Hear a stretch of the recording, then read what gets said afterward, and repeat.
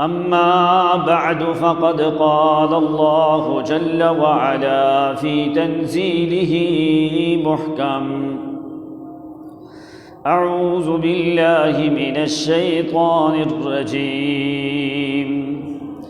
بسم الله الرحمن الرحيم.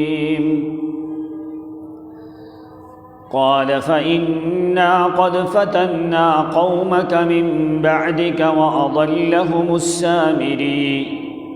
فرجع موسى إلى قومه غضبان أسفا قال: يا قوم ألم يعدكم ربكم وعدا حسنا أفطال عليكم العهد أم أردتم أن يحل عليكم غضب من ربكم فأخلفتم موعدي؟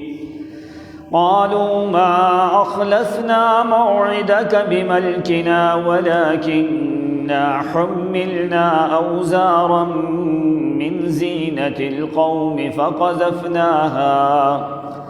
فقذفناها فكذلك ألقى السامري. فأخرج لهم عجلا جسدا له خوار فقالوا: هذا إلهكم وإله موسى فنسي أفلا يرون ألا يرجع إليهم قولا ولا يملك لهم ضرا ولا نفعا. ولقد قال لهم هارون من قبل: يا قوم إنما فتنتم به وإن ربكم الرحمن فاتبعوني وأطيعوا أمري. قالوا: لن نبرح عليه عاكفين حتى يرجع إلينا موسى. قال: يا هارون ما منعك إذ رأيتهم ضلوا ألا تتبعني أفعصيت أمري؟ قال: يا ابن أم لا تأخذ بلحيتي ولا برأسي إني خشيت أن تقول فرقت بين بني إسرائيل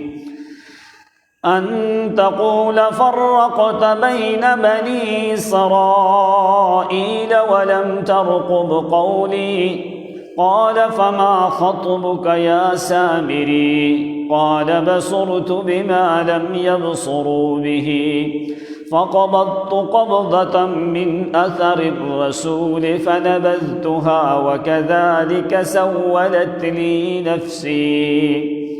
قال: فاذهب فإن لك في الحياة أن تقول لا مساس وإن لك موعدا لن تخلفه وانظر إلى إلهك الذي ظلت عليه عاكفا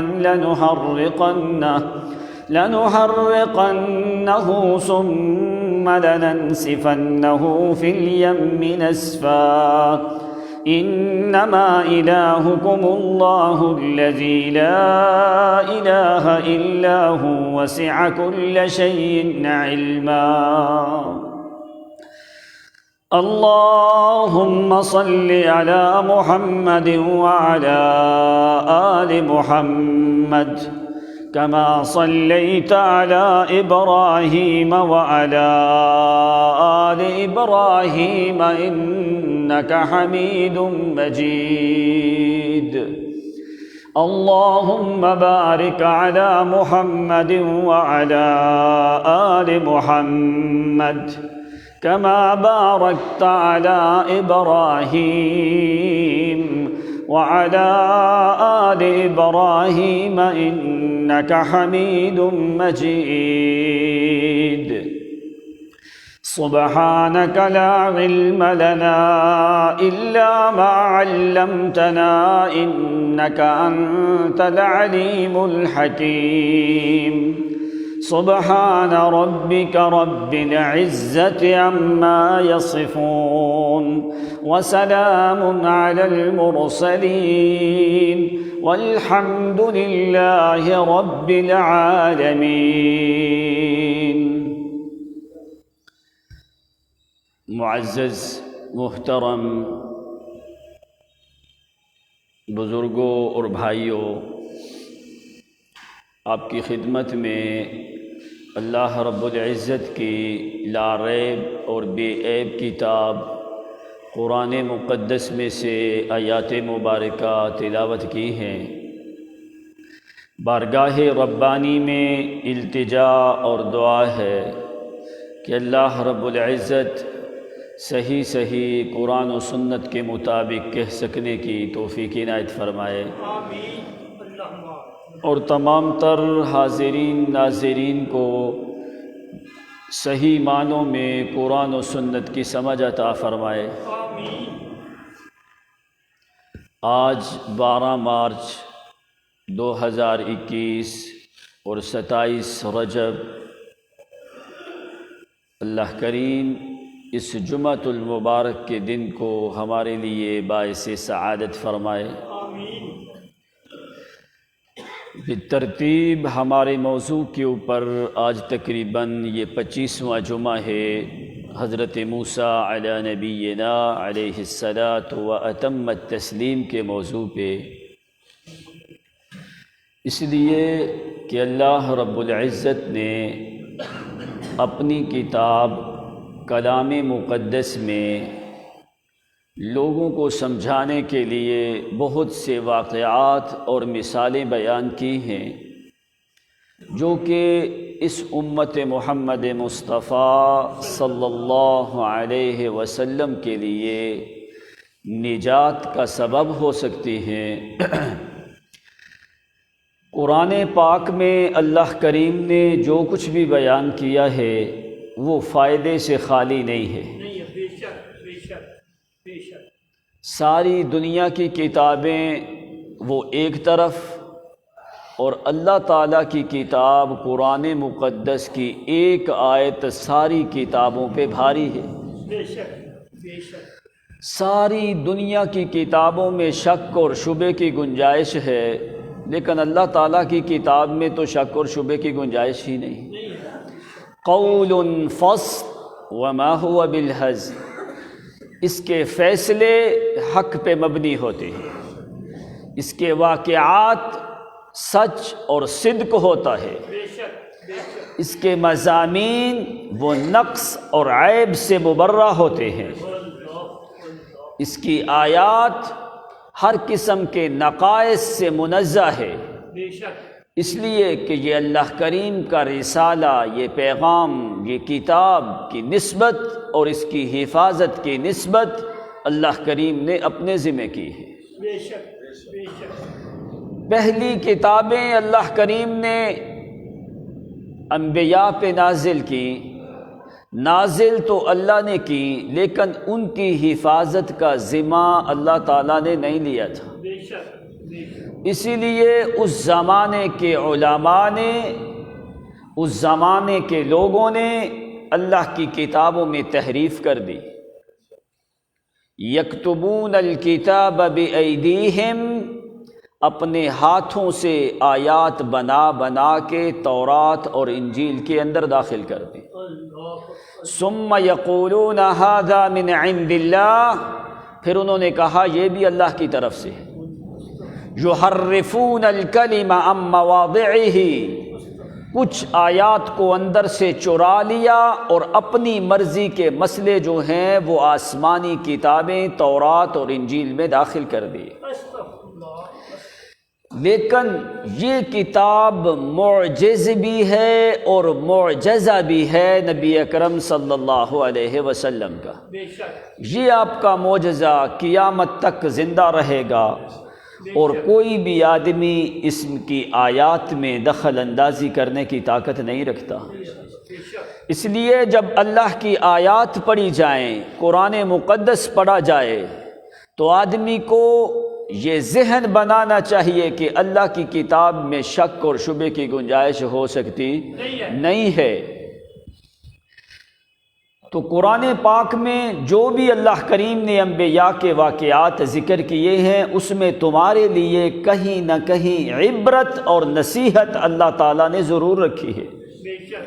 اسی لیے فرمایا کہ لآیات لقوم یعقلون، کہ عقل مند اور دانا لوگوں کے لیے ہمارا قرآن آیا ہے۔ بارش اگر ایک زمین پہ برستی ہے، اس زمین سے فصل پیدا ہوتی ہے۔ اگر ایک کوڑا کرکٹ کی جگہ پہ بارش برسے تو وہاں پہ بارش کا کوئی فائدہ نہیں ہے۔ اپنی دل والی جو تیری زمین ہے اس کو صاف، شفاف، پاکیزہ، طاہر بنا کے رکھ، تاکہ اللہ کا قرآن برستا رہے اور تیرے دل میں اس کے ثمرات اور پھل جو ہیں وہ فواکہ اور نتائج تیرے دماغ میں ابھرتے رہیں۔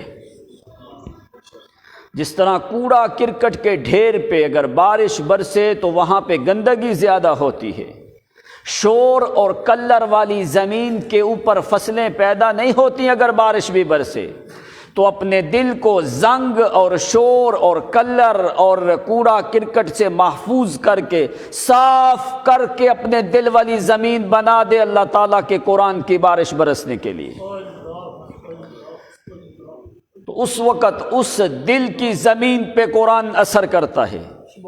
اسی لیے مکے والوں نے بڑے اعتراض کیے نا قرآن پاک کے اوپر کہ یہ ایک ساحر کا کلام ہے، یہ ایک جادوگر کا کلام ہے، یہ ایک نجومی کا کلام ہے، یہ ایک کاہن کا کلام ہے، یہ پہلے زمانے کے واقعات ہیں، یہ قصص ہیں، یہ کہانیاں ہیں۔ آخر کار مجبور ہو گئے قرآن مقدس کی عظمت کو تسلیم کرنے کے لیے، یہ کہنے پہ مجبور ہوئے کہ ما ھذا کلام البشر، یہ کسی انسان کی کلام نہیں ہے۔ قرآن پاک میں چاہے وہ انبیاء کے واقعات ہوں، چاہے مثالیں ہوں، چاہے وہ عقائد کا درس ہو، چاہے وہ اعمال کی طرف سے تم کو راغب کیا جائے، چاہے اس کے اندر قوانین یا مناہج یا منشور کو ذکر کیا جائے، جو بھی چیز ہے جو اللہ کی کتاب میں آ گئی اس کے مقابلے میں کوئی چیز بھی قابل قبول ہو سکتی نہیں ہے۔ تو عقل مند اور دانا آدمی وہی ہوتا ہے جو ایک اعلیٰ چیز کو ترجیح دیتا ہے۔ تو کیا اس دنیا فانی میں کیا قرآن سے اعلیٰ کوئی کتاب ہے؟ نہیں ہے۔ اللہ کی کلام سے اعلیٰ کوئی کلام ہو سکتی نہیں ہے۔ تو پھر کلام اللہ کو چھوڑ کے آدمی ادھر ادھر بھاگے یا لوگوں کو جھوٹے واقعات، قصے، کہانیاں سنا کے عوام کو خوش کر دے، نہ ان کے عقائد ٹھیک ہوں، نہ اللہ کی کتاب کی سمجھ آئے، ایسے مولوی اور پیر جو ہیں قیامت کے دن خدا کے مجرم ہوں گے۔ اس لیے اللہ کی کتاب سے بڑھ کے کوئی دنیا میں کتاب ہو سکتی نہیں ہے۔ موسیٰ علیہ السلام کو بھی اللہ نے کتاب دی، اس میں اللہ تعالیٰ نے ہدایت کو بھی رکھا اور رحمت کو بھی رکھا۔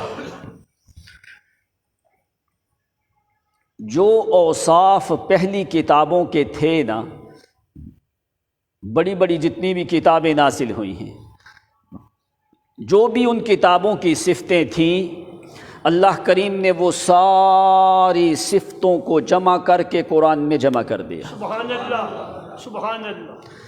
جتنے انبیاء کے اوصاف تھے وہ ساری صفتوں کو محمد کریم میں جمع کر دیا۔ سبحان اللہ، سبحان اللہ۔ تو کتاب سے اعلیٰ کتاب بھی کوئی نہیں، اور صاحب کتاب سے اعلیٰ صاحب کتاب بھی کوئی نہیں۔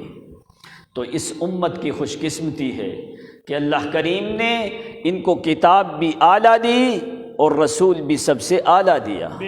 اگر یہ لوگ پھر نہ سمجھیں، پھر اپنی عقل پہ ماتم کر، پھر اللہ کریم کی طرف سے سمجھانے میں کوئی کسر باقی نہیں چھوڑی ہے۔ بے شک، بے شک۔ موسیٰ علی نبینا علیہ الصلاۃ واتم التسلیم، فرعونیوں سے نجات مل گئی، ابھی کوئی قانون کی ضرورت تھی۔ آپ سن کے آئے ہو کہ جب تک فرعون کو تباہ نہیں کیا، فرعون کی تباہی سے پہلے اللہ تعالیٰ نے عبادات کا کوئی حکم بھی بنی اسرائیل پہ نافذ نہیں کیا۔ نہ تو نماز کا حکم دیا ہے، نہ روزے کا حکم دیا ہے، نہ زکوٰۃ کا، نہ صدقات کا، کوئی شرعی حکم اللہ تعالیٰ نے نازل نہیں کیا موسیٰ پیغمبر کے اوپر جب تک کہ فرعون کو تباہ و برباد نہیں کر دیا۔ جب فرعون غرق ہوا، فرعون کے غرق ہونے کے بعد اللہ تعالیٰ نے ان کو احکام شریعت نازل کیے ہیں۔ تو سوال پیدا ہوتا ہے کہ فرعون کے غرق ہونے سے پہلے بنی اسرائیل کو موسیٰ علیہ السلام کیا باتیں سناتے رہے؟ لمبا زمانہ گزرا ہے، تو موسیٰ علیہ السلام کیا ان کو سمجھاتے رہے؟ کسی عبادت کا حکم موسیٰ علیہ السلام نے فرعون کے غرق ہونے سے پہلے نہیں دیا۔ تو فرعون کے غرق ہونے سے پہلے صرف موسیٰ علیہ السلام محنت کرتے رہے بنی اسرائیل کا ایمان ٹھیک کرنے کے لیے۔ کیا حکم دیا کہ اے بنی اسرائیل والو ایک اللہ کی عبادت کرو، کسی اور کی عبادت نہ کرو۔ تو جب ایمان ٹھیک ہوا تو اعمال کا فائدہ تب ہوتا ہے جب بندے کا ایمان صحیح ہو۔ اب تم دیکھ لو نبی علیہ الصلوۃ والسلام مکہ کی 13 سال زندگی میں کیا حکم دیتے رہے کہ لوگوں ایک اللہ کی عبادت کرو۔ نمازیں تو نبوت کے 10ویں سال نازل ہوئیں، روزے تو مدینے میں فرض ہوئے، حج جو ہے مدینہ میں فرض ہوا، زکوٰۃ کے معاملات سارے مدینہ میں فرض ہوئے، یتیموں کے حکم مدینہ میں آئے ہیں، عورتوں کے حقوق مدینہ میں آئے ہیں، بیواؤں کے حقوق مدینہ میں آئے ہیں، نکاح و طلاق کے معاملات سارے مدینہ میں آئے ہیں، قبلے کا حکم مدینہ میں آیا ہے۔ یہ پہلے صرف لوگوں کا ایمان درست کیا ہے۔ اگر ایمان درست ہوگا تو تمہارے اعمال اللہ کے ہاں قابل قبول ہوں گے، اگر ایمان ٹھیک نہیں تو بیت اللہ میں بھی زندگی گزارے اس کا کوئی فائدہ نہیں ہے۔ فرعون کے غرق ہونے سے پہلے موسیٰ علیہ السلام اور حضرت ہارون پیغمبر یہ صرف ایمانیات پہ محنت کرتے رہے تاکہ ان لوگوں کے دلوں میں غیر اللہ کی محبت ختم ہو، صرف ایک اللہ کریم کی محبت ان کے دلوں میں آئے۔ سبحان اللہ، سبحان اللہ۔ تو اس لیے تو جادوگروں کے ساتھ مقابلہ ہوتا رہا، فرعونیوں کے ساتھ، قارون کے ساتھ، یہ سارے مقابلے کس بات کے اوپر ہوتے رہے؟ فرعون کہتا تھا میں بڑا رب ہوں، ہمارے معبودوں کی عبادت کرو۔ موسیٰ علیہ السلام کہتے تھے نہیں، ایک معبود کی عبادت کرو۔ اب جس وقت فرعون غرق ہوا تو قوانین کی ضرورت تھی، کوئی کتابچہ چاہیے تھا، کوئی اصول چاہیے تھے، کوئی زندگی گزارنے کے لیے، مسلسل عبادات کے لیے، یہ سارے ایسے قوانین۔ تو موسیٰ علیہ السلام نے طلب کیا کہ اللہ مجھے کوئی عبادات کے بارے میں کوئی قانون ہو، کوئی حکم ہو، یہ سارے تاکہ بنی اسرائیل ایک عظیم منہج اور منشور کے مطابق یہ اپنی دنیاوی زندگی کو گزارے۔ تو اللہ تعالیٰ نے فرمایا پھر موسیٰ علیہ السلام 40 راتیں کوہ طور پہ آ جاؤ۔ وہاں پہ چلا کہ موسیٰ پیغمبر کو وہاں پہ اللہ کریم نے تورات جو ہے اس کو نازل کیا۔ تو موسیٰ علیہ السلام تورات لینے چلے گئے، پیچھے سے معاملہ خراب ہو گیا۔ اپنے بھائی، بڑے بھائی ہارون پیغمبر کو اپنی قوم میں چھوڑ کے گئے۔ وَخْلُفْنِي فِي قَوْمِي وَأَصْلِحْ وَلَا تَتَّبِعْ سَبِيلَ الْمُفْسِدِينَ۔ او میرا بھائی، میری قوم کی مسلسل اصلاح کرتے رہنا، ان کا کوئی پتہ نہیں، بھیڑ بکریوں کی طرح لوگ ان کو گھیر کے لے جاتے ہیں، تو ان کا خیال کرنا، مکمل طور پہ ان کی اصلاح کرتے رہنا۔ کیوں؟ یہ ایک کمزور قوم ہے، زندگی ان کی غلامی میں گزری ہے، اس لیے ان کا خیال کرنا، وَأَصْلِحْ، مسلسل ان کی اصلاح کرتے رہنا۔ اور بہت سے لوگ مفسدین ہیں زمین میں، تو مفسدین کے کہنوں پہ نہ چلنا، ان کا خیال کرنا۔ تو موسیٰ علیہ السلام کوہ طور پہ چلے گئے۔ تو اللہ کریم نے تورات کو دیا، تختیاں دی قرآن پاک نے۔ اللہ تعالیٰ نے فرمایا وَكَتَبْنَا لَهُ فِي الْأَلْوَاحِ، الواح کہتے ہیں لوحہ کی جمع۔ لوحہ وہ تختی ہوتی ہے جس کے اوپر لکھا جائے، چاہے وہ کھجور کے بڑے پتے ہوں، چاہے وہ لکڑی ہو، چاہے وہ کسی بڑے یعنی کہ اونٹ کے شانے کی بڑی ہڈی ہو، کوئی بھی چیز ہو، یا کوئی پتھر کا بڑا ٹکڑا ہو جس کے اوپر لکھا جائے، اس کو لوحہ، اس کی جمع الواح آتی ہے، وہ اللہ کریم نے موسیٰ علیہ السلام کو دیے۔ تو اللہ تعالیٰ نے یہ خبر بھی دے دی کہ موسیٰ علیہ السلام آپ ادھر کتاب لینے آئے ہو، پیچھے تمہاری قوم جو ہے اس کو تو سامری نے گمراہ کر دیا ہے۔ 30 دن تک موسیٰ علیہ السلام کی قوم 30 دن تک غیر اللہ کی عبادت نہیں کی انہوں نے۔ موسیٰ علیہ السلام ان کے ساتھ کہہ کے گئے تھے کہ 30 راتوں کے بعد میں واپس آ جاؤں، جیسے آپ پہلے سن کے آئے ہو۔ تو اللہ تعالیٰ نے 10 راتیں اور بڑھا دیں، 40 راتیں ہو گئیں تفصیل کے ساتھ، جیسے قرآن نے ذکر کیا۔ اب جس وقت ایک دن اوپر ہو گیا، اب سامری کو موقع مل گیا۔ حضرت ہارون پیغمبر نے بڑا سمجھایا، لیکن قوم جو ہے آخرکار ہارون پیغمبر کی بات کو مانا نہیں ہے۔ سامری حالانکہ وہ شخص ہے جس سامری کا نام بھی موسیٰ ہے، سامری کا نام ہے موسیٰ بن ظفر، اور موسیٰ علیہ السلام کا نام ہے موسیٰ بن عمران، یا پھر تاریخ میں دوسرا نام جو ہے فیخا ذکر کیا جاتا ہے سامری کا، لیکن مفسرین نے زیادہ تر اس کا نام موسیٰ بن ظفر ذکر کیا ہے، اور ادھر موسیٰ بن عمران، یہ موسیٰ علیہ السلام کا نام جو ہے وہ موسیٰ بن عمران ہے۔ اب ایک اور بات سمجھنے والی ہے، مال جو حرام کا مال ہوتا ہے، حرام کے مال سے کبھی کوئی کام اچھا نہیں ہو سکتا۔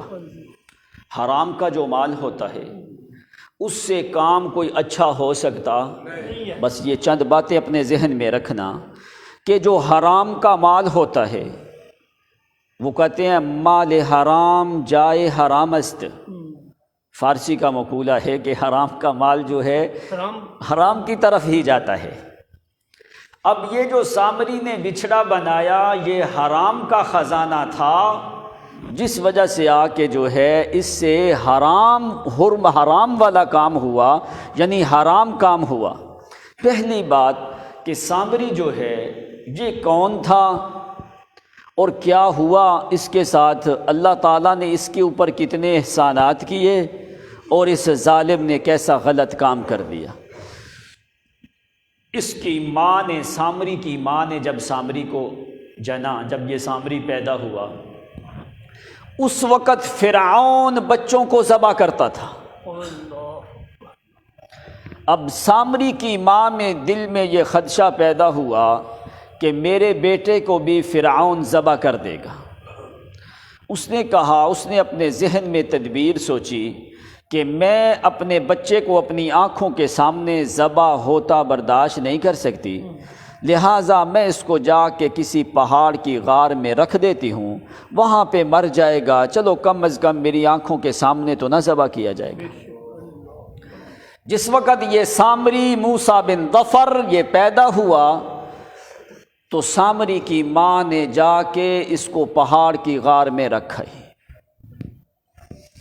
اب اللہ کریم کی تو ساری مخلوق ہے، چاہے حیوان کا بچہ ہو چاہے انسان کا بچہ ہو، اس کی مخلوق ہے۔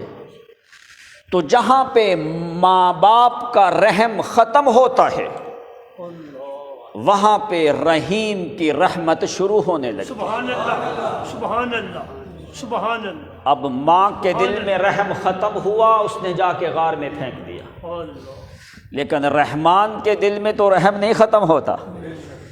جب مخلوقات میں رحمت کی انتہا ہوتی ہے تو رحمان میں اس وقت رحمت کی ابتدا ہوتی ہے۔ سبحان اللہ، سبحان اللہ، سبحان اللہ۔ اللہ کریم نے فرشتے کو حکم دیا کہ جاؤ فلاں علاقے میں فلاں پہاڑ کی غار میں ایک معصوم بچہ ہے، جا کے اس کو دودھ پلاتے رہو۔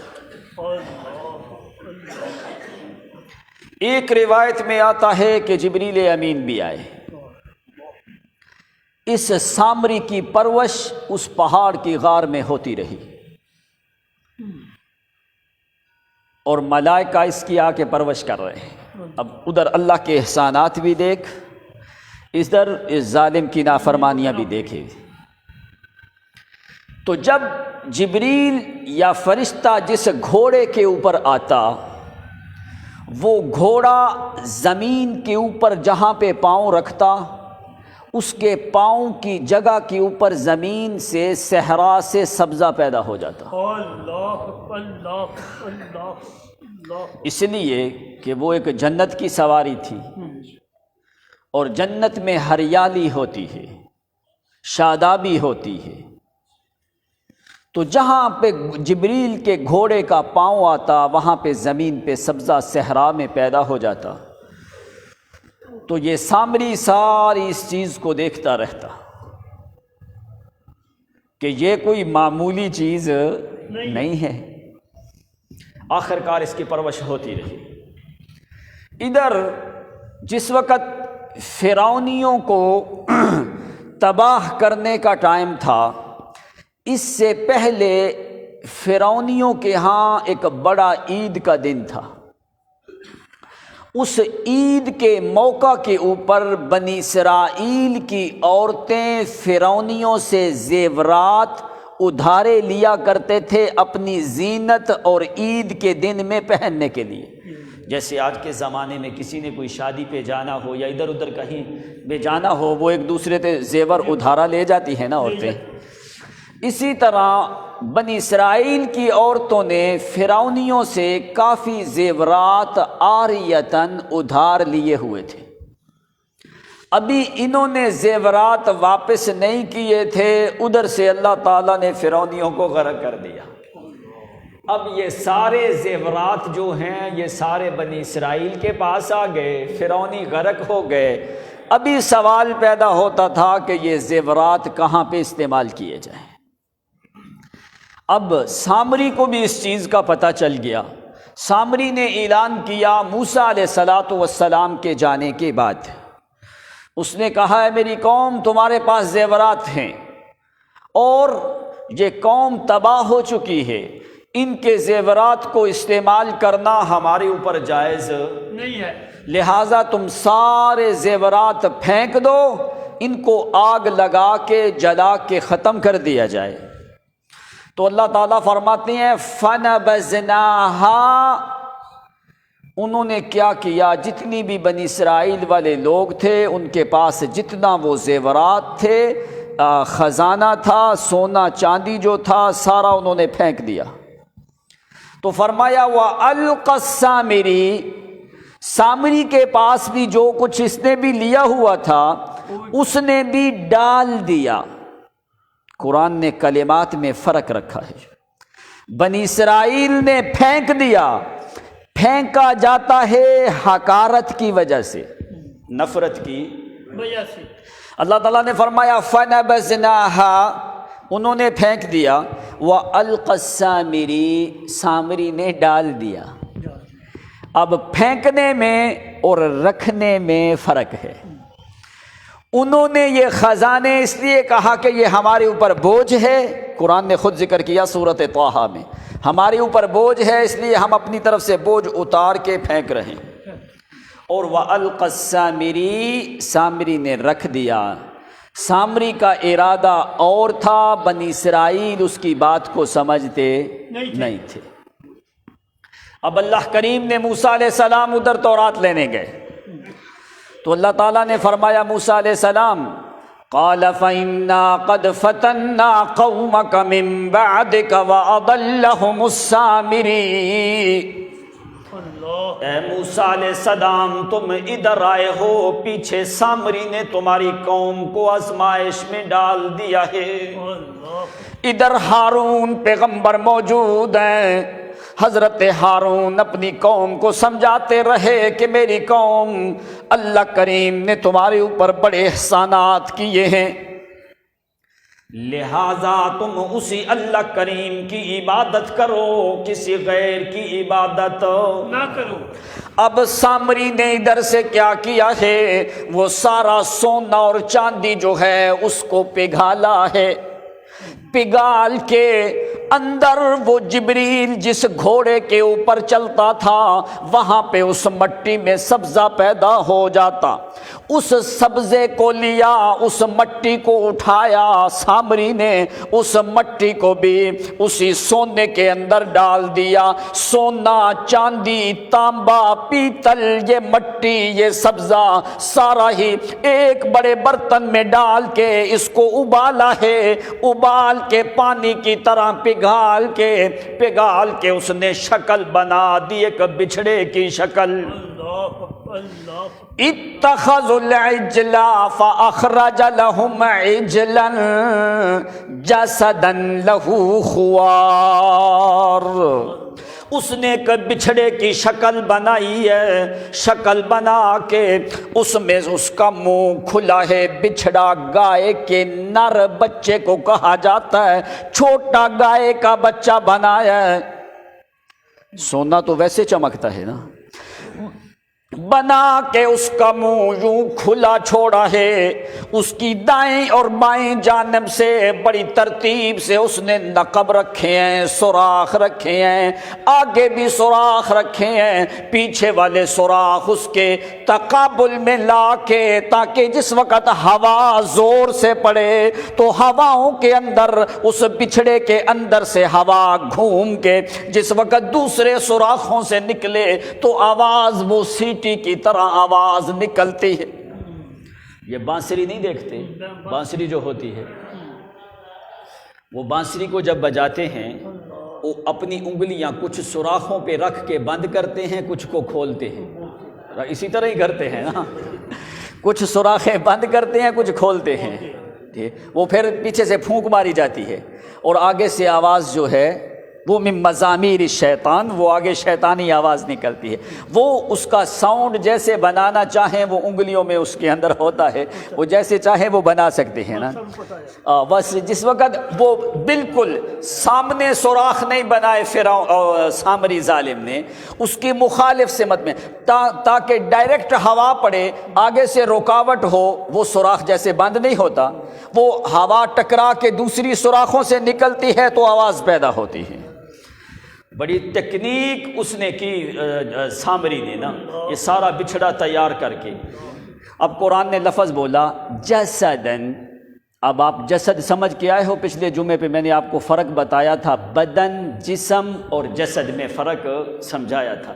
جسد وہ ہوتا ہے جس میں روح نہ ہو اور جس کے اندر والا نظام کام نہ کرے، اندر والا نظام کام نہ کرے، قرآن نے اس کو جسد بولا ہے، اور دو مقام پہ قرآن پاک میں موجود ہے۔ وہ اور جو سلیمان پیغمبر کے اعلیٰ کرسی یہی جسدن، قرآن نے یہ نہیں کہا اعلیٰ کرسی یہی جسمن، جسم وہ ہوتا ہے جس کا اندر کا نظام بھی کام کرے اور اس میں روح ہو۔ جب روح نہ ہو، اندر کا نظام کام نہ کرے، قرآن نے اس کے اوپر جسد کا لفظ بولا ہے۔ لیکن ایک وصف قرآن نے اس کا اس لیے ذکر کر دیا، فرمایا جسدن لہو خوار، اس میں آواز تھی، اندر کا نظام نہیں تھا، روح اس میں نہیں تھی، خوار اس میں آواز تھی، وہ ہوا کی وجہ سے آ کے اس نے یہ بچھڑا تیار کر کے بڑی ترتیب سے سوراخیں بنا کے منہ کھلا چھوڑا ہے، پہاڑ کی چوٹی کے اوپر رکھا، جس وقت رکھا سامنے سے ہوا آتی ہے، جب ہوا اس کے منہ میں داخل ہوتی ہے، اندر ہوا گھوم کے آواز ایک عجیب سی پیدا ہوتی ہے، تو اوپر رکھ کے تو ادھر یہ کہنے لگا الہکم و الہ موسیٰ، یہی تمہارا الہ ہے اور یہی موسیٰ کا الہ ہے۔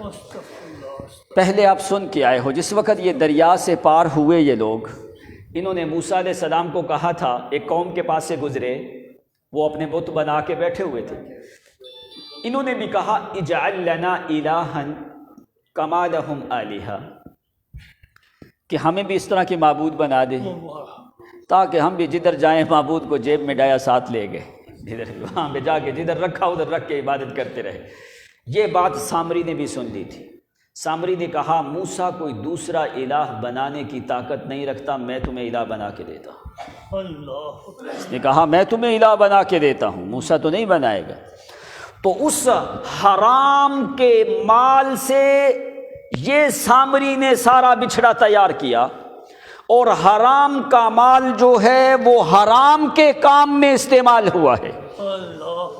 یہ کام غیر اللہ کی عبادت حرام ہے نا، تو یہ سارا مال جو تھا یہ بنی اسرائیل کی عورتوں نے ان سے ادھارا لیا ہوا تھا، یہ سارا ناجائز مال تھا، ناجائز مال سے کام بھی ناجائز ہوا تھا۔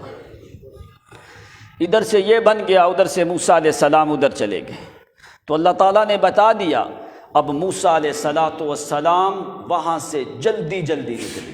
اب قرآن نے موسیٰ پیغمبر کے آنے کی 2 حالتوں کو ذکر کیا ہے۔ پیغمبر کی آنے کی 2 حالتیں قرآن نے ذکر کیا ہے کہ موسیٰ علیہ السلام کس حالت میں آئے۔ وَلَمَّا رَجَعَ مُوسَىٰ إِلَىٰ قَوْمِهِ غَضْبَانَ آسِفًا۔ 2 حالتوں میں موسیٰ پیغمبر واپس لوٹے جلدی میں، غضبان آسفا۔ ایک تو موسیٰ علیہ السلام کو بہت زیادہ غصہ آیا ہے، غضبان فعلان کے وزن پہ بہت زیادہ غصہ آیا ہے۔ دوسری کیا حالت ہے؟ آسفا۔ اسف کا مطلب ہوتا ہے اندر اندر غم بھی زیادہ ہوا ہے۔ او یعقوب پیغمبر کی طرف سورۃ یوسف میں یا اسفا، غم بڑھ گیا نا، ادھر اللہ فرماتے ہیں آسفا، غم بڑھ گیا میرے موسیٰ پیغمبر کا، غیظ و غضب کی حالت میں لوٹے، آسفا بہت زیادہ غم بھی پہنچا ہے۔ اب یہ دونوں چیزیں موسیٰ پیغمبر کو پہنچی تو کیوں پہنچی ہیں؟ وجہ کیا ہے؟ شرک والی بات سن کے پیغمبر غضبناک ہوتا ہے، شرک والی بات سن کے پیغمبر غم زدہ ہوتا ہے۔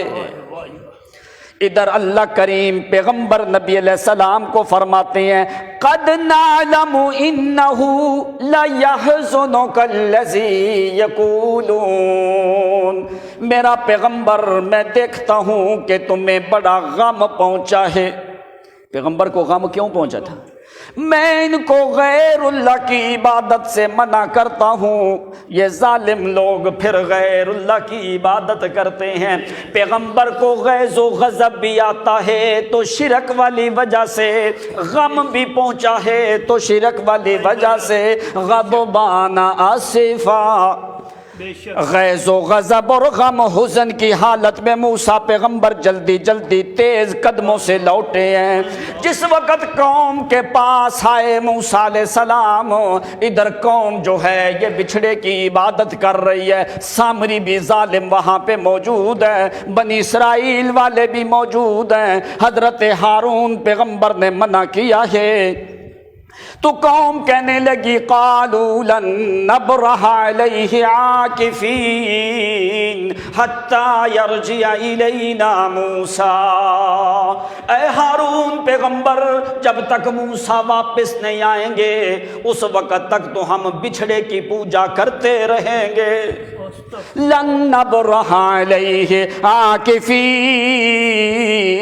اس وقت تو ہم اعتکاف کر کے بچھڑے کا بیٹھے ہیں، جب موسیٰ آئیں گے تو دیکھا جائے گا، اس وقت ہم بچھڑے گوسالہ پرستی کو چھوڑ سکتے۔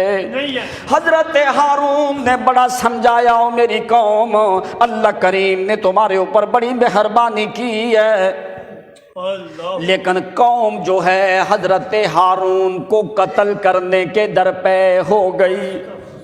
حضرت ہارون اس وقت خاموش ہوئے کہ کہیں میرا بھائی آ کے میرے اوپر ناراض نہ ہو کہ تو نے میرا تو انتظار کرنا تھا، تو نے کیوں جلد بازی کی ہے، اپنے وجود کو زخمی بھی کروایا ہے، ساری مصیبتیں برداشت کی ہیں، تو نے میری تو انتظار کرنی تھی۔ اس وجہ سے آ کے حضرت ہارون خاموش ہو گئے کہ جب موسیٰ علیہ السلام آئیں گے جو بھی فیصلہ ہوگا وہ کیا جائے گا۔ ادھر قوم مسلسل جو ہے وہ بچھڑے کی عبادت کر رہی ہے۔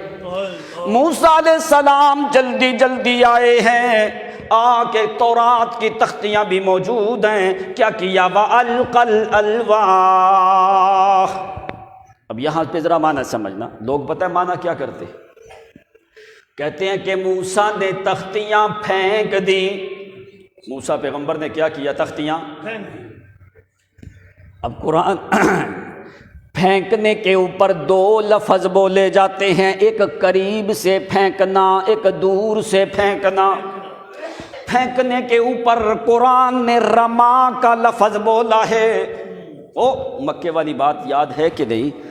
فرمایا میرا پیغمبر مٹھی بھر مٹی کی اور پھینک دے.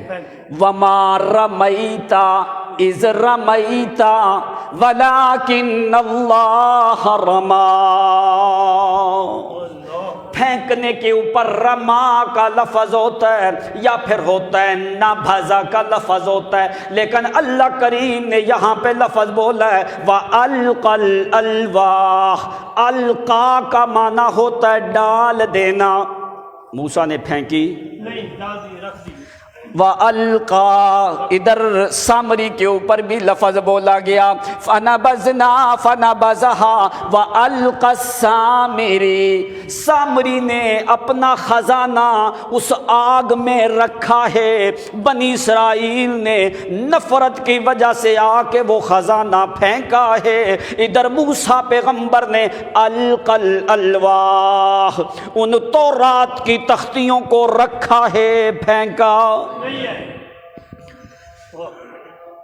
کیا کیا ہے؟ رکھا ہے. تو لوگ کیا کہتے ہیں؟ موسیٰ علیہ السلام نے پھینک دیا. کیسے پھینک دیا بھائی؟ اب قرآن کو تو سمجھو، قرآن کیا کہتا ہے؟ وَأَلْقَى الْأَلْوَاحَ. تختیوں کو رکھا ہے موسیٰ علیہ السلام نے.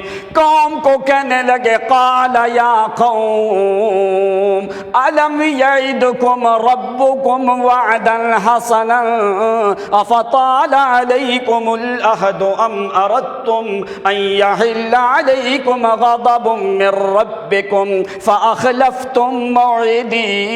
او میری قوم، تو نے وعدہ خلافی کی ہے، کیوں تو نے جلد بازی کی ہے؟ بئس ما خلفتمونی من بعدی اعجلتم امر ربکم. او تو نے بڑی جلد بازی کی ہے، میری انتظار بھی نہیں کی، اس بچھڑے کی پوجا شروع کی ہے جس کے بارے میں اللہ کریم نے فرمایا الم یروا انہم لا یکلمہم ولا یہدیہم سبیلا.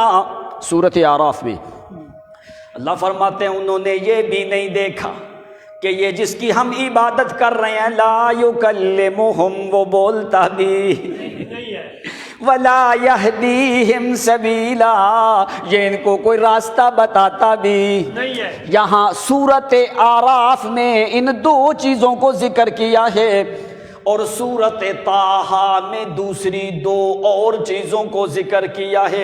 افلا یرون الا یرجع الیہم قولا ولا یملک لہم ضرا ولا نفعا.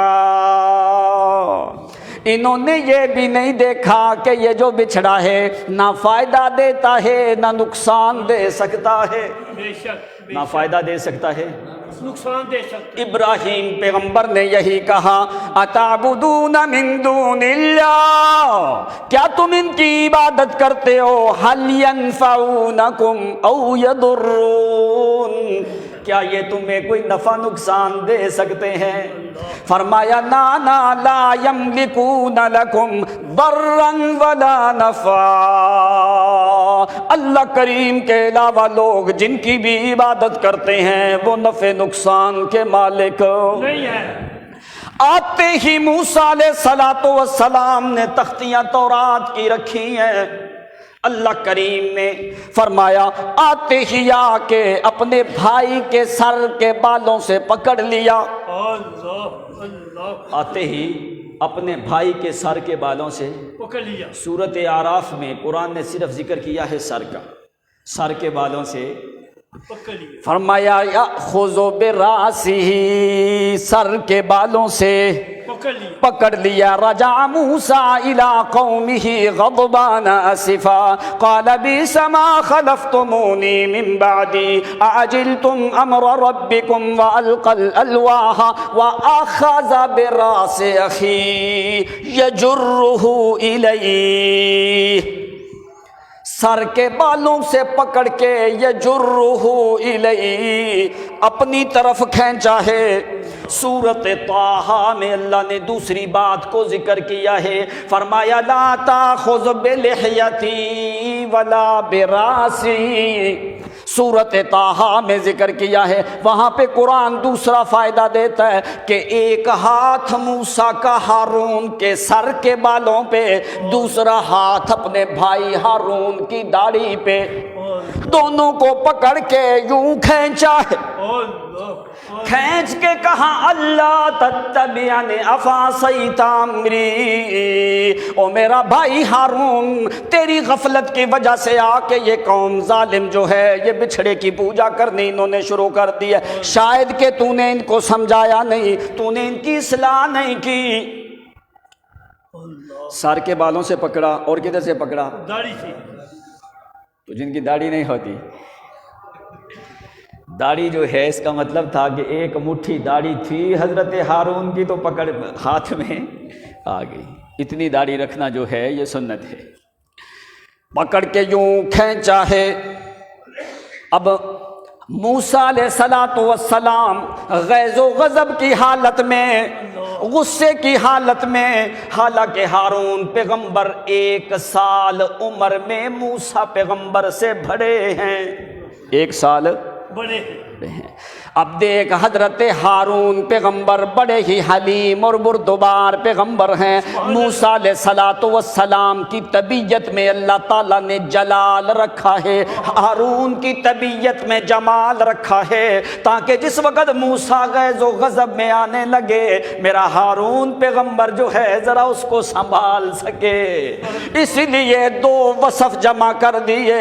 اللہ کریم نے موسیٰ علیہ السلام کو بھی حکم دیا قولا لینا لعلہ یتذکر او یخشی۔ موسیٰ علیہ السلام ذرا نرم طبیعت سے بات کرنا، ظالم فرعون وہ پہلے جو آیا ہے، اس لیے کہ موسیٰ علیہ السلام جلالی پیغمبر تھے۔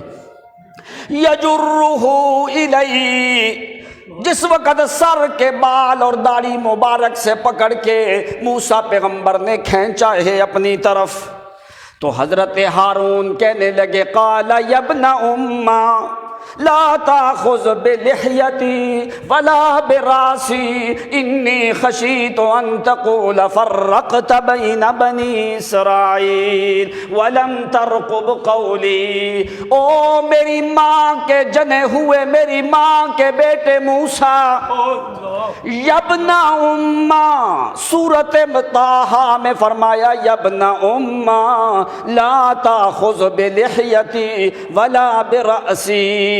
سورۃ اعراف میں فرمایا قال ابن امّا ان القوم استضعفونی وکادوا یقتلوننی فلا تشمت بی الاعداء ولا تجعلنی مع القوم الظالمین۔ قال ابن امّا، او میری ماں کے بیٹے۔ اب یہاں پہ ماں کا ذکر کیوں کیا موسیٰ نے، حضرت ہارون نے؟ باپ کا ذکر کیوں نہیں کیا؟ یہ کیوں نہیں کہا قال ابن ابی، او میرے باپ کے بیٹے؟ یہاں پہ طلب تھی حضرت ہارون کو محبت کی، طلب تھی کیا؟ حنانیت کی، مودت کی، محبت کی۔ اس لیے کیوں شروع سے لے کے سارا تکلیفیں تو موسیٰ کی ماں نے اٹھائی ہیں۔ موسیٰ علیہ السلام کے باپ کا تو انتقال ہو گیا، لیکن ادھر ہارون پیغمبر کو ضرورت ہے محبت کی، مودت کی، حنانیت کی، لطف کی طلب ہے۔ اس لیے قرآن نے معنی سمجھایا ہے کہ ماں میں باپ سے زیادہ محبت ہوتی ہے اولاد کی، بے شک بے شک ماں میں۔ بے شک۔ اس لیے کہا یبن امّا، او میری ماں کے بیٹے، لا تاخذ بلحیتی ولا براسی، او میری ماں کے جنے ہوئے، میری ماں کے لڑکے۔ وہ ماں کی طرف نسبت کی ہے، جس وقت یہ نام لیا ہے ماں کا، اسی وقت موسیٰ علیہ السلام کے ہاتھ کھل گئے۔ اللہ اللہ فوری موسیٰ علیہ السلام نے چھوڑ دیا اللہ اللہ تو کہا ان القوم استضعفونی، او میرا بھائی موسیٰ، میری قوم نے تو مجھے بڑا کمزور سمجھا ہے. ان القوم استضعفونی وکادوا یقتلوننی، قریب تھا کہ یہ لوگ مجھے قتل کر دیتے. فلا تشمت بی الاعداء، او میرا بھائی ابھی میری قوم کو خوش نہ کر کہ یہ دیکھے گی قوم، دیکھو موسیٰ نے اپنے بھائی کی توہین کی ہے. فلا تشمت بی الاعداء ولا تجعلنی مع القوم الظالمین. او میرا بھائی میرا قصور کوئی نہیں، قوم نے تو مجھے بڑا کمزور سمجھا ہے، مجھے تو قتل کرنے لگی تھی، اس لیے میں نے تیری انتظار کی ہے کہیں تو یہ نہ کہے آتا خذ بلحیتی ولا برأسی انی خشیت، میں تو ڈرنے لگا میرا بھائی تجھ سے تاکہ تو آ کے مجھے یہ نہ کہے ان تقول فرقت بین بنی اسرائیل ولم ترقب قولی، او میرے آنے سے پہلے تو نے بنی اسرائیل میں تفرقہ ڈال دیا، تو نے میری انتظار کیوں نہیں کی؟ ولم ترقب قولی، میں تو اس لیے انتظار کرتا رہا تاکہ موسیٰ پیغمبر آ جائیں، اس کے بعد پھر جو ہے میں جو بھی فیصلہ ہوگا کر. پھر موسیٰ علیہ السلام کی بات سمجھ میں آئی کہ واقعی میرے بھائی کا کوئی قصور نہیں ہے. اگر اندر کے حالات کو جانتے ہوتے تو کیا موسیٰ علیہ السلام یہ کام کرتے؟ نہیں. اس لیے اندر کے حالات کو جاننا یہ خاصہ کس کا ہے؟ اللہ کا. اللہ کی. فوری ہٹے کہ میرے بھائی کا کوئی قصور نہیں. اس وقت کہنے لگے، پوچھا سامری کی طرف آئے، قال فما خطبک یا سامری، او سامری تیری کیسی طبیعت ہے، کیسا حال ہے، کیا کام ظالم تو نے کیا ہے؟ سامری کہنے لگا قال بصرت بما لم يبصروا به فقبضت قبضة من اثر الرسول. سامری کہنے لگا ایک چیز میں نے دیکھی جو بنی اسرائیل نے دیکھی، نہیں. ایک میرے ذہن میں چیز آئی بما لم يبصروا به، جو انہوں نے دیکھا. میں نے کیا فقبضت قبضة من اثر الرسول فنبذتها وكذلك سولت لي نفسی. کہنے لگا میں نے اس مٹی کو اٹھایا جبریل کے قدموں کی، گھوڑے کی جو ہے وہ مٹی اٹھائی، سارا سونا پگھالا تو میں نے یہ تیار کر دیا بچھڑا. فقبضت قبضة من اثر الرسول فنبذتها وكذلك سولت لي نفسی. کہنے لگا یہ میرے اندر نے یہ تدبیر مجھے بتائی. سولت جھوٹی تدبیر یہ میرے ذہن نے مجھے بتائی ہے. او یوسف علیہ السلام کی طرف جا کے دیکھو، بھائی جب آئے نا باپ کو آ کے کہا بیڑیا کھا گیا، تو یعقوب علیہ السلام نے کیا بل سولت لکم انفسکم، یہ تمہاری اندر کی کوئی بنی بنائی بات ہے. تو سامری نے کہا یہ میں نے اندر کوئی بات بنائی ہے، بنی اسرائیل کا اس میں کوئی قصور میں نے تو صرف بچھڑا تیار کیا ہے. تو یہ سارے بنی اسرائیل ایک آواز دی ہے، سارے غیر اللہ کی عبادت پہ لگے.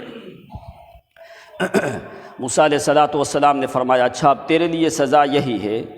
قال فاذهب فإن لك لا مساس وإن لك موعدا لن تخلف.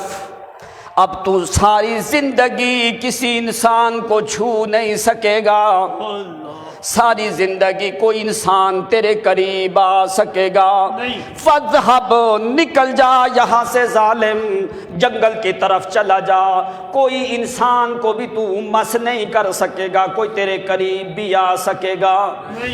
سامری بھاگ گیا جنگل میں. کہتے ہیں جس وقت دور سے سامری کسی انسان کو دیکھتا اس کے وجود کو آگ لگ جاتی اور جا کے چھپ جاتا، اپنے آپ کو چھپا لیتا. اسی طرح بلک بلک کے مر گیا سامری جو. فرمایا دیکھ لَنُحْرِقَنَّهُ، لا مساس وإن لك موعدا لن تخلف وانظر إلى إلهك الذي ظلت عليه عاكفا لنحرقنه ثم لننسفنه في اليم نسفا. دیکھ جو تو نے معبود بنایا ہے اس کو میں تیری آنکھوں کے سامنے کیسے جلاتا ہوں. فوری موسیٰ علیہ السلام نے اس بچھڑے کو نیچے اتار کے آگ لگائی ہے. آگ لگا کے جلا کے راکھ کر کے دریائے نیل میں پھینک دیا. کہا یہ تیرا معبود تھا جو اپنے آپ کی حفاظت کر سکا نہیں وہ کسی اور کی بھی کر سکتا نہیں ہے. تو موسیٰ علیہ السلام نے قوم کو سمجھایا. جس وقت سامری کا بچھڑا بنا ہوا آگ لگا کے جلائی ہے, جلا کے ختم کر دیا. فیصلہ کیا موسیٰ علیہ السلام نے انما الہکم اللہ الذی لا الہ الا ہو وسع کل شیء. او لوگو تمہارا الہ بھی میرا الہ بھی وہ ایک ہی الہ ہے, بے شک اس کے علاوہ کوئی دوسرا الہ نہیں ہے. یہ اعلان کر کے موسیٰ علیہ السلام کے دل میں غم آیا کہ میں نے اپنے بھائی کی توہین کر دی. بڑا بھائی تھا نا, اس کے بالوں سے کھینچا تو فوری کہنے لگے رب اغفر لی ولاخی, اللہ مجھے معاف کر, مجھے بھی معاف کر, میرے بھائی کو بھی معاف کر. اس کا مطلب ہے یہ ایک بڑا کام ہے کہ بڑے بھائی کی توہین کرنا یہ کوئی معمولی کام نہیں ہے. یہ موسیٰ علیہ السلام نے ساتھ تمہیں عزت بھی سکھا رہے ہیں. رب اغفر لی ولاخی وادخلنا فی رحمتک وانت ارحم الراحمین. اللہ مجھے بھی معاف کر, میرے بھائی کو بھی معاف کر. اب بھائی کی تو کوئی غلطی نہیں تھی. تو بھائی کے لیے کیوں بخشش مانگی موسیٰ علیہ السلام نے؟ بھائی کی کوئی غلطی نہیں ہے تو کیوں بخشش مانگی؟ جب غلطیاں نہ ہوں پھر استغفار کرے تو تیرے لیے درجات کی بلندی ہوتی ہے. اگر غلطیاں ہوں پھر بخشش مانگے تو تیری غلطیاں بھی معاف ہوتی ہیں, ان کی جگہ کے اوپر نیکیاں بھی لکھی جاتی ہیں. موسیٰ علیہ السلام اپنے بھائی کے درجات کی بلندی کے لیے بخشش مانگی ہے, اس لیے فرمایا وَأَدْخِلْنَا فِي رَحْمَتِكَ, اللہ ہمیں اپنی رحمت میں داخل کر, وَأَنْتَ أَرْحَمُ الراحمین, یا اللہ تو ارحم الراحمین ہے. اب اللہ کریم نے موسیٰ کی کتاب کے بارے میں ذکر کیا. ان کی سزا ابھی لمبی ہے, جنہوں نے بچھڑے کی عبادت کی ان کی حالت کیا ہونے والی ہے یہ آگے قرآن بتائے گا. اب کتاب کے بارے میں اللہ فرماتے ہیں وَكَتَبْنَا لَهُ فِي الْأَلْوَاحِ. اب جو کتاب ہم نے موسیٰ کو دی تھی, جو تختیاں دی تھیں, فِي الْأَلْوَاحِ مِن كُلِّ شَيْءٍ مَوْعِظَةً, اس میں ہم نے ساری نصیحتیں رکھی. وَتَفْصِيلًا لِكُلِّ شَيْءٍ, اس میں ساری تفصیل ذکر کی عبادات کی. وَهُدًى, اس میں ہدایت بھی رکھی. وَرَحْمَةً وَرَحْمَةٌ لِّلَّذِينَ آمَنُوا وَرَحْمَةٌ لِّلَّذِينَ هُمْ لِرَبِّهِمْ يَرْهَبُونَ, ان لوگوں کے لیے رحمت رکھی جو لوگ میں خدا سے ڈرنے والے ہیں. اللہ نے حکم کیا دیا بنی اسرائیل کو یاخذوا بِأَحْسَنِهَا,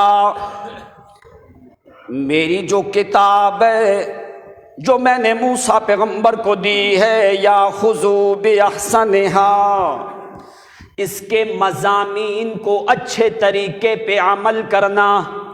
اس میں اچھی باتیں جو ہیں, اللہ کی کتاب میں تو ساری اچھی باتیں ہیں, اچھے طریقے سے عمل کرنا. اب ذرا لفظ سمجھنا قرآن کا. فرمایا بے احسنہا, احسن اور حسن دونوں چیزیں ہیں نا, کیا فرق ہوتا ہے؟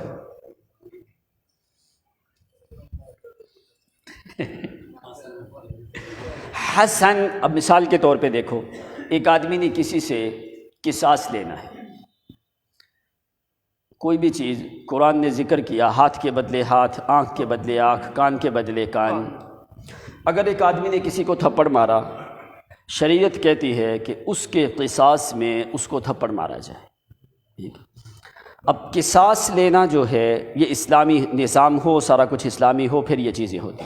اگر اس نے تھپڑ مار دیا خلاص، اس کا مطلب ہے یہ حسن، بدلہ پورا ہو گیا۔ اگر اس نے معاف کر دیا یہ ہے احسن، اگر اس نے معاف کر دیا۔ چلو دوسری مثال جو تمہارے عام معاشرے میں چلتی ہے، کسی آدمی نے کسی سے قرض لیا، اس نے کہا میں مہینے کے بعد واپس کروں گا۔ آج کل تو ساری دنیا مقروض ہے، فرمایا تمہیں مہینے کے بعد واپس کروں گا۔ اب ٹائم آ گیا، یہ آدمی قرض دینے چلا گیا، اس نے کہا کہ مجھے کچھ اور مہلت دے دے۔ اگر یہ آدمی اپنے ٹائم پہ قرض واپس کر دے تو یہ حسن، اگر جس سے قرض لیا گیا ہے اس نے اور بڑھا دیا، اس کو قرض حسنہ کر دیا، کہا جا ٹھیک ہے جب تیرے پاس ہوگا اس وقت مجھے واپس کر دے، تو یہ ہے احسن۔ اسی ٹائم پہ واپس کرنا یہ حسن، ٹائم لمبا دے دینا یہ احسن ہے۔ یہ طریقہ جو قرآن پاک نے معنی ذکر کیا، جیسے یتیموں کے مال کے بارے میں بھی۔ اب اللہ تعالیٰ نے کیا فرمایا؟ یاخذوا باحسنھا، اچھے طریقے سے میری تورات کتاب جو میں نے دی ہے اس کے احکام پہ عمل کرنا۔ موسیٰ کے صحابہ کو حکم دیا احسن طریقے سے کیا کرنا؟ عمل کرنا۔ کیا کرنا؟ ادھر دیکھ محمد کے صحابہ کے بارے میں سبحان اللہ، قرآن نے ذکر کیا ہے، ادھر کہا احسن عمل کرنا، ادھر قرآن کہتا ہے الذین یستمعون القول فیتبعون احسنا۔ سبحان اللہ، ان کو حکم دیا ہے احسن طریقے سے عمل کرنے کا۔ ان کے بارے میں قرآن کہتا ہے انہوں نے احسن طریقے سے عمل کر کے دکھایا ہے۔ سبحان اللہ، یہ فرق ہے موسیٰ کے صحابہ میں اور محمد کریم کے صحابہ میں۔ انہوں نے احسن طریقے سے عمل کر کے دکھایا ہے، تو جنہوں نے تمہیں عمل کر کے دکھایا ہے تمہارے لیے بھی فرمایا وہی قوم نمونہ بنایا ہے۔ محمد کے بعد اگر سنت دیکھنی ہے تو صحابہ کرام کا طریقہ دیکھو۔ اس لیے احسن عربی لغت میں احسن سے اوپر کوئی لفظ کوئی نہیں جو بولا جائے، تو جو اللہ احسن طریقے سے عمل کرے ان کا نام ہوتا ہے محسن۔ کیا نام ہوتا ہے؟ ایک محسن کا معنی احسان کرنے والا، ایک محسنون کا معنی کیا ہوتا ہے؟ جو احسن طریقے سے عمل کرنے والا ہوتا ہے۔ قرآن مقدس نے ان کے بارے میں فرمایا انہم کانوا قبل ذالک محسنین۔ دوسرے مقام پہ فرمایا ان اللہ مع الذین اتقوا والذین ہم محسنون۔ اگر انہوں نے عمل تھوڑے بھی کیے ہیں میرا پیغمبر سن، ان اللہ لا یضیع اجر المحسنین، محسن لوگوں کا میں اجر کبھی بھی ضائع کرتا نہیں ہوں۔ یہ بشارت کوئی معمولی نہیں ہے۔ اب بنی اسرائیل کی سزا تو آگے آئے گی، بس تھوڑی جو ہے ٹائم بھی ہونے والا ہے، 2-4 باتیں ہیں جو آپ کو سمجھانی ہیں۔ آج جو ہے 27 رجب ہے۔ پہلی چیز ایک آدمی نے پوچھا کہ 22 رجب کو لوگ جو ہیں کچھ کھانے وانے بناتے ہیں، کنڈے پکاتے ہیں، اب وہ کیوں پکاتے ہیں؟ ہمارے لیے نمونہ پیغمبر کی شریعت ہے کہ نہیں؟ بے شک بے شک، صحابہ کا طریقہ ہمارے لیے کیا ہے؟ ہونا ہے۔ روئے زمین کے علماء کو یہ بات چیلنج ہے کہ وہ ہمیں دکھا دے کہ کسی صحابی نے یہ کنڈے پکائے ہوں، تو خلاص ہمیں کوئی اعتراض نہیں۔ عقل مند انسان یہ دیکھتا ہے کہ کیا یہ چیز پیغمبر کی شریعت سے ثابت ہے کہ نہیں۔ اگر پیغمبر اور صحابہ سے ثابت ہے وہ دین ہوگی، جو پیغمبر اور صحابہ سے ثابت نہیں وہ دین ہو سکتا اگر ساری دنیا بھی کرے۔ 2 وجوہات کی بنا پہ لوگ یہ کام کرتے ہیں۔ ایک کتاب میں لکھا ہوا کہ امام جعفر صادق کے نام کے کنڈے دینا یہ بہت بڑا ثواب ہے۔ اب امام جعفر صادق کون ہیں؟ ان کے نام کے کیوں کنڈے دیے جائیں؟ یعنی ان کے نام کی نظر دینا۔ اب تم شریعت سے پوچھو کیا یا اللہ غیر اللہ کے نام کی نظر دینا جائز ہے؟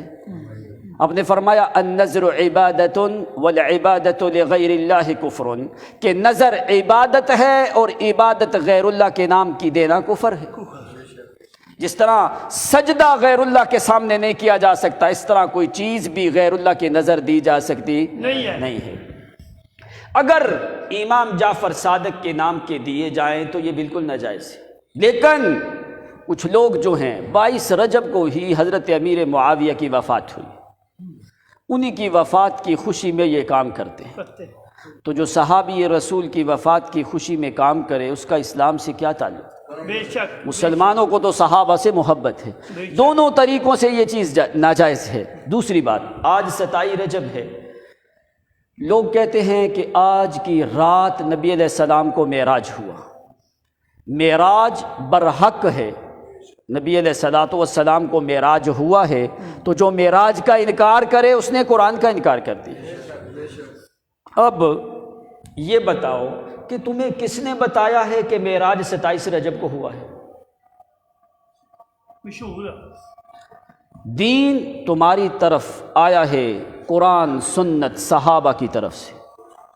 کسی ایک صحابی نے کہا ہے کہ نبی علیہ السلام کو معراج 27 رجب کو ہوا ہے؟ پہلے تو سالوں کا اختلاف ہے، کب معراج ہوا ہے؟ ایک قول یہ ہے کہ نبی علیہ السلام کو معراج ہوا نبوت کے 10ویں سال، ایک قول یہ ہے کہ ہجرت سے 1 سال پہلے، ایک قول یہ ہے کہ ہجرت سے 17 مہینے پہلے، ایک قول یہ ہے کہ ہجرت سے 15 مہینے پہلے۔ یہ سارے اختلاف ہیں اقوال میں۔ پھر آگے مہینے کا اختلاف ہے، شوال کا مہینہ بہت سے مفسرین نے ذکر کیا، ذوالقعدہ کا مہینہ ذکر کیا، انہی میں سے ایک قول یہ ہے کہ رجب کا مہینہ، ٹھیک ہے، انہی میں سے ایک قول ہے کہ رمضان کو ہوا، انہی میں سے ایک قول ہے کہ محرم میں ہوا۔ اب کسی نے بھی تاریخ مقرر نہیں کی کہ 27 رجب کو نبی علیہ السلام کو معراج ہوا ہے۔ معراج ہوا برحق ہے، اس میں شک ہو سکتا نہیں ہے، لیکن 27 رجب کی رات کو فضیلت دینا اس نظریے سے کہ آپ کو معراج ہوا ہے، کہاں سے آپ نے یہ لے لیا؟ کس نے آپ کو بتا دیا کہ 27 رجب کو معراج ہوا ہے؟ کوئی ایک صحیح حدیث ایسی نہیں ہے جس میں کسی صحابی نے یہ بتایا ہو کہ آپ کو معراج 27 رجب کی رات کو ہوا ہے۔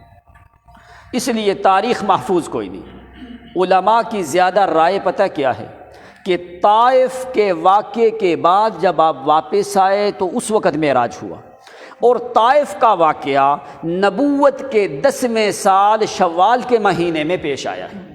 تو اس لیے وہ لوگ زیادہ رائے ان کی یہ ہے کہ شوال کے مہینے میں ہی نبی علیہ السلام کو معراج ہوا ہے۔ کیوں؟ اس کو کہا جاتا ہے عام الحزن۔ اسی سال نبی علیہ السلام کے چچا ابو طالب کی وفات ہوئی، اسی سال سیدہ خدیجۃ الکبریٰ کی وفات ہوئی۔ آپ بہت زیادہ پریشان تھے، آپ نے اکیلے 99 کلومیٹر سفر محمد کریم نے پیدل طائف کا اکیلے کیا ہے۔ کیا جس پیغمبر نے اپنے پاؤں چھلنی کرائے دین وحدت کے لیے، کیا ہمارے اوپر لازم نہیں ہے کہ اس محمد کی سنت پہ عمل کریں؟ اس پیغمبر کی سنت کو چھوڑ کے ہم مولویوں اور پیروں کے پیچھے چلیں؟ یہ کس نے آپ کو بتا دیا؟ اس لیے اس پیغمبر کی سنت پہ عمل کر جس محمد نے اپنے صحابہ کو ذبح کروایا ہے دین کی خاطر، جو خود 100 کلومیٹر تک پیدل نبی علیہ السلام خود سفر کرتے رہے ہیں، جس پیغمبر نے اپنی بیٹیوں کے معصوم رخساروں پہ تھپڑ مروائے ہیں، اس پیغمبر کی سنت اور شریعت تم آج بھول کے اپنے مولویوں اور پیروں کے پیچھے چلو۔ کل قیامت کے دن اللہ کریم نے تم سے پوچھنا ہے کیا میرے پیغمبر کی شریعت پہ عمل کیا ہے کہ نہیں کیا؟ باقی مقام محمد کا ساری دنیا سے زیادہ ہے۔ آپ کو پتہ ہے اللہ کریم نے پیغمبر کو وہاں تک لے کے گئے جہاں تک انسانوں کی اور نوریوں کی طاقتیں ختم ہو جاتی ہیں، لیکن یہ سمجھ کہ معراج کی کوئی تاریخ مقرر نہیں ہے۔ کہاں تک پہنچے نبی علیہ السلام؟ معراج کا پورا واقعہ انشاءاللہ اپنے ٹائم پہ بیان ہوگا، بس 2-3 منٹ سن لیں۔ کہاں تک پہنچے مقام کے لحاظ سے؟ اللہ کریم نے اتنا مقام دیا ہے، فرمایا اس بندے کا بھی مقام بلند ہے جو میرے محمد کے پیچھے چلے گا. بے شک بے شک. کتنا مقام ہے؟ فرمایا افضل من بعض الملائکہ، فرمایا وہ بعض فرشتوں سے زیادہ افضل ہے جو میرے پیغمبر کی سنت پہ عمل کرتا ہے. بے شک بے شک. سبحان اللہ. پیغمبر نے اوپر کا سفر کیا، وہ سواری جنت کی، وہ سواری جنت کی. اور جو زمین پہ سفر کیا وہ سواری بھی جنتی کی. جنت کی. واہ واہ. پیغمبر خدا سوار ہوئے ہیں، یا تو جنت کی سواری براق پہ یا پھر صدیق کے کندھوں پہ. نہ تو اس سوار جیسا کوئی سوار ہے، نہ اس شاہ سوار جیسا کوئی شاہ سوار ہے، بے شک. اور نہ صدیق کے سوار جیسا کوئی سوار. صدیق کے کندھوں پہ محمد نے بیٹھ کے اوپر گئے غار ثور کی طرف. زمین سے لے کے 3.5 کلومیٹر بلندی کا راستہ، سخت پہاڑ ہے، عام آدمی عام حالت میں اوپر چڑھنے کی طاقت رکھتا نہیں ہے. یہ قوت ایمانی ابو بکر صدیق کی کہ جس نے محمد کو کندھوں پہ اٹھا کے اوپر چڑھے ہیں. جس وقت نبی علیہ السلام صدیق کے کندھے پہ بیٹھے ہیں تو ابو بکر صدیق یوں اٹھے ہیں. آدمی اٹھتے وقت اپنے گھٹنے کا آسرا لے کے اٹھتا ہے، لیکن تاریخ اٹھا کے دیکھ صدیق اکبر اٹھے ہیں.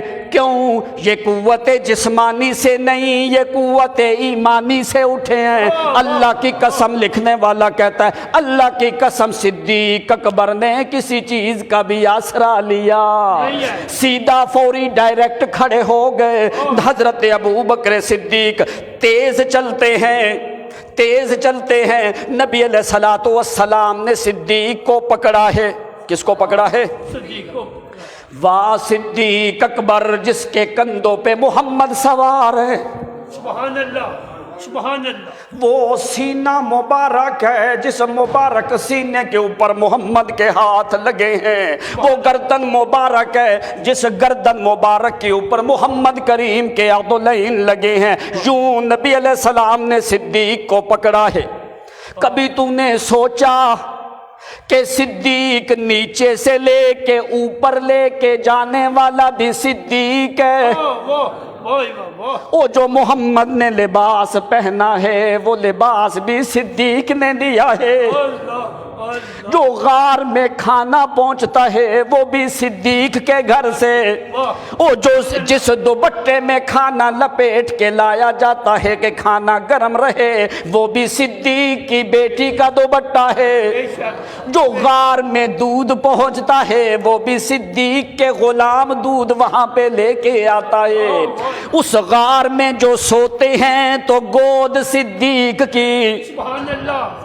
اس غار میں جو محمد نے آرام فرمایا ہے تو وہاں پہ گود بھی صدیق کی، کندھے بھی صدیق کے، گردن بھی صدیق کی، سینہ بھی صدیق کا، بچھونا بھی صدیق کا، لباس بھی صدیق کا، کھانا بھی صدیق کا، دودھ بھی صدیق کا، غلام بھی صدیق کا، بیٹی بھی صدیق کی. او مکہ سے لے کے مدینہ جو سواری ہے وہ بھی صدیق کی. سبحان اللہ سبحان اللہ. کیا صدیق کے احسانات کوئی کم ہیں؟ اوپر جانے لگے. نبی علیہ السلام نے یوں صدیق کو پکڑا ہے. جب آدمی چڑھائی پہ چڑھنے لگتا ہے تو آدمی کو پسینہ آتا ہے. وہ صدیق کی رمزیں جو ہیں وہ صدیق ہی سمجھتا ہے. صدیق کو پسینہ آنے لگا. نبی علیہ السلام نے فرمایا صدیق ذرا آہستہ چل، لیکن صدیق اکبر چلتے جاتے ہیں. اب صدیق اکبر کو پسینہ آیا ہے. ادھر صدیق کا پسینہ، صدیق کا وجود محمد سے ملا ہے، محمد کا وجود صدیق سے ملا ہے. صدیق کا پسینہ محمد کے اندر، محمد کا پسینہ صدیق کے اندر. سبحان اللہ سبحان پوچھا او صدیق اکبر تو کیوں اتنی جلدی سے چلتے ہو؟ فرمایا اللہ کی قسم میں اس لیے چلتا ہوں تاکہ مجھے پسینہ آئے اور محمد الرسول اللہ بھی مجھے زور سے پکڑیں گے، آپ کا پسینہ میرے ساتھ لگے گا، میرا پسینہ محمد کے ساتھ لگے گا، آپ کا وجود میرے ساتھ لگے گا، میرا وجود محمد کے ساتھ لگے گا۔ تو لوگوں مجھے اللہ کی قسم ہے، مجھے یقین ہے اگر محمد کا وجود میرے ساتھ لگ گیا تو جہنم کی آگ حرام ہے۔ سبحان اللہ، سبحان اللہ۔ اگر محمد کا پسینہ میرے اندر چلا گیا تو میرے اندر جو ہے کبھی بھی کسی چیز غلط کا اثر ہو سکتا نہیں ہے۔ دیکھ صدیق کی قربانی یہاں پہ تو اللہ کریم نے محمد کریم کا دوسرا سفر اوپر کروایا ہے، اور اوپر کروایا ہے کسی پیغمبر کو معجزہ آسمان والا دیا نہیں ہے، کسی پیغمبر کو معجزہ آسمان والا نہیں ملا، نہیں دیا۔ نبی علیہ الصلوۃ والسلام کو اوپر پہنچایا کہاں تک؟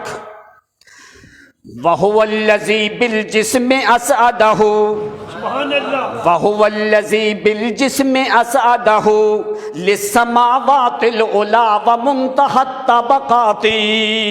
سبحان اللہ، سبحان اللہ۔ کہنے لگے اللہ کریم نے اسی جسم سے اٹھایا محمد کریم کو۔ وَهُوَ الَّذِي بِالْجِسْمِ أَسْعَدَهُ لِلسَّمَاوَاتِ الْعُلَى وَمُنْتَهَى الطَّبَقَاتِ۔ کہنے لگے آسمانوں سے اوپر اوپر اٹھاتے گئے، آسمان کی بلندیاں نیچے، محمد کی بلندیاں اوپر ہیں، سبحان اللہ، سبحان اللہ۔ طبقات کی بلندیاں نیچے رہ گئی، محمد کی بلندیاں اوپر چلی گئی۔ کدھر تک اٹھایا ہے؟ وَهُوَ الَّذِي بِالْجِسْمِ أَسْعَدَهُ لِلسَّمَاوَاتِ الْعُلَى وَمُنْتَهَى الطَّبَقَاتِ۔ کہتا ہے طبقات ختم ہو گئے لیکن محمد کی بلندیاں ختم نہیں ہوئی، اوپر لے کے جاتے رہے۔ کدھر تک جاتے رہے؟ چلتے چلتے فرمایا حتی دنا من عرش مولاہ، حتی دنا من عرش مولاہ فاق المرسلین وابصر الجنات۔ کہتے اوپر اٹھاتے اٹھاتے اٹھاتے ابھی اوپر اللہ کریم کا عرش ہے، ساری مخلوقات نیچے ہیں، محمد سب سے اوپر ہے اور اللہ کریم کا عرش اوپر ہے۔ صرف اور صرف اللہ کے عرش کے نیچے ہیں، ساری دنیا سے اوپر ہیں۔ بے شک، بے شک۔ بلندیوں کے طبقات ختم ہو گئے لیکن محمد کریم کی بلندیاں اوپر چلی گئی۔ سبحان اللہ۔ وَأَرَاهُ مِنْ آيَاتِهِ مَا قَدْ رَأَىٰ وَأَرَاهُ مِنْ آيَاتِهِ مَا قَدْ رَأَىٰ۔ سبحان اللہ، سبحان اللہ۔ وَإِلَيْهِ وَحْيٌ وَاجِبُ الصَّلَوَاتِ۔ اوپر اوپر جاتے گئے، اوپر اوپر جاتے گئے، ایک منزل آتی ہے، جبریل کہتا اللہ کے پیغمبر ابھی میں آگے جا سکتا نہیں ہوں، ابھی میں آگے جا سکتا۔ نہیں ہوں۔ اِذْ یغشی السِّدْرَةَ مَا عِندَ سِدْرَةِ الْمُنتَہیٰ۔ منتہا نوریوں کی انتہا، منتہا ناریوں کی انتہا، منتہا انبیاء کی انتہا، منتہا ساری دنیا کی انتہا، منتہا اوپر والی مخلوقات کی انتہا، منتہا جہاں پہ ساری دنیا کی انتہا ہے وہاں پہ محمد کے درجات کی ابتدا ہے۔ سبحان اللہ، سبحان اللہ۔ اللہ کریم سمجھانا چاہتے ہیں اندہ سدرۃ المنتہا، وہاں پہ انتہا ہوئی۔ نوریوں کے سردار جبریل کی وہاں پہ انتہا ہوتی ہے، بے شک، بے شک۔ انسانوں کے سردار محمد کی وہاں سے ابتدا ہوتی ہے۔ سبحان اللہ۔ نوری قوم تو وہ ہے، سبحان اللہ۔ نوری تو وہ ہیں جو انسانوں کے غلام ہیں، نوری تو وہ ہے جو انسانوں کے غلام ہیں۔ تو نبی علیہ الصلوۃ والسلام آگے، جبریل بھی رک جاتا ہے، سارے ملائکہ بھی پیچھے، انبیاء بھی نیچے، محمد کریم آگے آگے۔ نبی علیہ الصلوۃ والسلام نے کہا میں نے دیکھا لمبا وسیع میدان، عریض کھلا شادابی ہے، صبح کا وقت ہے جس طرح سورج کے طلوع ہونے سے پہلے کا ٹائم ہوتا ہے۔ آپ نے فرمایا میں دیکھ رہا ہوں یہ اللہ کریم کی قدرت کاملہ کے مناظر کدھر تک جاتے ہیں۔ ادھر بھی فرمایا یغشی السدرۃ ما یغشی، کوئی فرشتہ نظر آتا نہ کوئی جبریل نظر آتا ہے، کوئی اور نظر آتا، اکیلے سردار محمد الرسول اللہ صلی اللہ علیہ وسلم۔ سبحان اللہ۔ جس وقت آپ نے فرمایا میں دیکھ رہا ہوں کہ ابھی کدھر جانا ہے، ابھی کس طرف جانا ہے، آگے سے آواز ایک آتی ہے، سبحان اللہ سبحان اللہ۔ تقدم ون الفخر الوصول لموضع، تقدم ون الفخر الوصول لموضع، تقدم ون الفخر الوصول لموضع يخصك فيه بالتكليم كريم، عليك صلى الله عليك يا سيد الورى ومن قدره عند الإله يزيم۔ آگے سے آواز بڑی مانوس آواز آتی ہے۔ فرمایا اللہ کے پیغمبر وہ کس کی آواز تھی؟ فرمایا او لوگوں میں محمد سے پوچھو، اللہ کی قسم وہ آواز ابو بکر صدیق کی تھی۔ فرمایا اگر میرا پیغمبر صدیق یہاں پہ تیرے ساتھ کوئی نہیں، لیکن صدیق کی آوازیں میں نے پہلے پہنچا دی ہیں۔ کیوں اللہ تو نے آوازیں پہلے وہاں پہ کیوں پہنچا دی ہیں؟ فرمایا اس لیے کہ صدیق ہمیشہ محمد کا ساتھی ہے، صدیق ہمیشہ محمد کا ساتھی ہے، پیغمبر خدا کا ہمیشہ کا رفیق ہے۔ نبی علیہ السلام واپس آ کے سارا واقعہ بتانے لگے، صدیق اکبر بھی محمد کریم کے پاس ہیں۔